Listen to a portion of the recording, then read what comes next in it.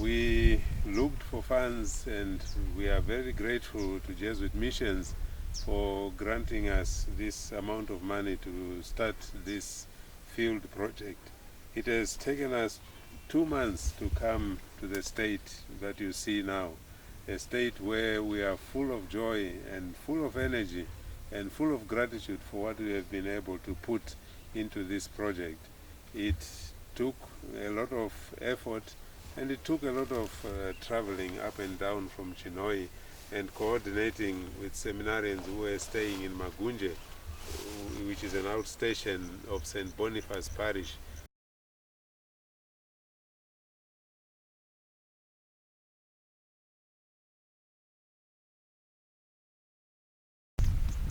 The purpose of starting projects with and for seminarians is to really try and help in terms of the many costs that are involved in terms of training a student from the very first year right up to the last year, which is actually the 8th year in terms of priestly training. A number of our students come from poor families or come from families that have got other challenges, like having to look after other siblings, having to cater for the needs of other siblings, and so they are not able to cater for somebody who has decided to go to the seminary. And so instead of losing a vocation, we have decided starting projects would be the way to try and look after the needs of these very generous young people who decide to respond to the call of God to become priests and serve God's people in that capacity as priests. And so the project, or the projects that we undertake on behalf of seminarians or together with seminarians, their aim is to try and raise funds that will look after the students while they are in training, and even when they are on holidays as they do their pastoral work.